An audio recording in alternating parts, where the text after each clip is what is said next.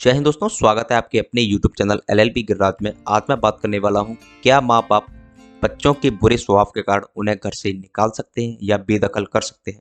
तो दोस्तों, अखबारों में किसी भी संतान को बेदखल करने जैसे विज्ञापन देखने को मिलते ही रहते हैं, जो बाकायदा एक जाहिर सूचना के रूप में अखबारों में छापे जाते हैं। कहीं कहीं यह स्थिति होती है कि बेटे को अपनी पत्नी से विवाद चल रहा है और पत्नी ने उस पर मेंटेनेंस का मुकदमा लगा रखा है। तब माता पिता ऐसे बेटे को संपत्ति से बेदखल करने का विज्ञापन अखबार में छाप देते हैं। ऐसा विज्ञापन छपवाकर उन्हें यह लगता है कि उन्होंने संतान को अपनी संपत्ति से बेदखल कर दिया। अब बहू उनकी संपत्ति पर किसी प्रकार की कोई कार्यवाही नहीं कर पाएगी। दूसरी परिस्थिति और है कि जहां पर माता पिता वास्तविक रूप से अपनी संतान से पीड़ित होते हैं। जैसे कोई शराबी या नालायक बेटा अपने माता पिता को परेशान करता है, गालियां देता है और उनसे रुपए पैसे मांगता है। तो पीड़ित माता पिता ऐसे बेटे को घर से निकालने का अधिकार रखते हैं या नहीं। तो दोस्तों, मेरा नाम है गिरिराज और आप देख रहे हैं एलएलबी गिरिराज। तो चलिए शुरू करते हैं। शुरू करने से पहले ये आपने चैनल को अब तक सब्सक्राइब नहीं किया तो चैनल को सब्सक्राइब करें और वीडियो को दोस्तों में शेयर करें, जिससे कि उनको भी लीगल नॉलेज की जानकारी हो। अब बात करते हैं पहले वैवाहिक मुकदमे बाजी के बीच घर से बेदखल करना। वैवाहिक मुकदमे बढ़ते चले आ रहे हैं, जो कि पति पत्नियों के बीच विवाद देखने को मिलते हैं। पत्नियां पतियों पर मेंटेनेंस का मुकदमा लगा देती हैं, जहां न्यायालय पति को महावर मेंटेनेंस देने को कहता है। ऐसी मेंटेनेंस की कार्यवाही में पत्नी के पास यह अधिकार होता है कि वह पति की संपत्ति को नीलामी लगवाकर उसके मेंटेनेंस की रकम प्राप्त कर ले। अगर उसका पति उसके मेंटेनेंस नहीं देता है तो अखबारों में बेदखली की विज्ञापन छपवाना किसी भी कानून के दायरे में नहीं है, क्योंकि लोग विज्ञापन ऐसा छपवाते हैं कि पिता कहता है कि कोई संपत्ति उसके नाम पर दर्ज है और वह संपत्ति में से अपने बेटे को बेदखल कर रहा है। सबसे बड़ी बात यह है कि अगर कोई संपत्ति किसी पिता के नाम पर दर्ज है और वह अपने बेटे को संपत्ति से बेदखल करने का विज्ञापन अखबार में देता है, तब ऐसे विज्ञापन की कोई आवश्यकता ही नहीं है, क्योंकि किसी भी व्यक्ति की स्वयं द्वारा कमाई हुई संपत्ति जो उसके नाम पर रजिस्टर्ड है, उसके संबंध में कोई भी फैसला लेने के लिए व्यक्ति स्वतंत्र होता है। जब तक वह जीवित है तब तक कोई भी उसकी संपत्ति में से अपने हिस्से का दावा नहीं कर सकता है। उसका बेटा भी उसकी संपत्ति में हिस्से का दावा नहीं कर सकता है और उसकी बहू भी बेटे पर आई मेंटेनेंस की जिम्मेदारी के लिए ससुर की संपत्ति की नीलामी नहीं लगवा सकती है। ससुर अगर जीवित है और उसके पास कोई संपत्ति है तब उसकी अपनी संपत्ति है। बहू का विवाद पति से होता है। पत्नी की यह जिम्मेदारी कि वह अपनी पत्नी की मेंटेनेंस दे। पति की यह जिम्मेदारी कि वह पत्नी का मेंटेनेंस दे। बहू उसके पति के नाम पर दर्ज किसी संपत्ति में से मेंटेनेंस प्राप्त करने का दावा कर सकती है, लेकिन अपने ससुर की संपत्ति में मेंटेनेंस प्राप्त करने का दावा नहीं कर सकती है। इसलिए ऐसे विज्ञापन की कोई आवश्यकता ही नहीं होती है। अगर किसी व्यक्ति को मरने के बाद बेदखल करना है, तब उससे संबंधित वसीयत कर देना चाहिए और वसीयत रजिस्ट्रेशन करवा लेना चाहिए। कोई भी व्यक्ति अपनी संपत्ति की वसीयत करने के लिए स्वतंत्र होता है कि दुनिया के किसी भी व्यक्ति को संस्था को अपनी संपत्ति की वसीयत कर सकता है।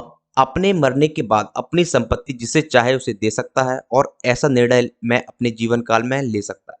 इसलिए अगर कोई संपत्ति पिता के नाम पर दर्ज है, तब उसे जिस बेटे को बेदखल करना है उसके खिलाफ एक वसीयत कर देना चाहिए और अपनी संपत्ति कहीं और वसीयत कर देनी चाहिए। अब बात करते हैं सेकंड पॉइंट की, जो कि नालायक बेटे घर को बेदखल कैसे कर सकते हैं। क्योंकि वास्तव में कुछ बेटे नालायक होते हैं जो घर में अपने माता पिता को परेशान करते हैं, उनको कैसे बेदखल कर सकते हैं। आजकल हम देखते हैं कि अनेक ऐसे सोशल मीडिया में देखने को मिल रहा है कि जहाँ पर बेटा नालायक होता है, वह अपने पिता को पीड़ित करता है, अपने माता पिता के प्रति उनका अनुचित व्यवहार होता है। वह किसी भी प्रकार से अपने माता पिता का सम्मान नहीं करता है और ना ही अपने माता पिता को भरण पोषण देता है। पिता अपनी संपत्ति में से ऐसे बेटे को बेदखल करना या फिर घर से बाहर निकालने का अधिकार रखता है, लेकिन ध्यान देना यह भी आवश्यक है कि उस संपत्ति का मालिक पिता का होना चाहिए। जो उस संपत्ति है ना, उसका मालिक पिता को होना चाहिए।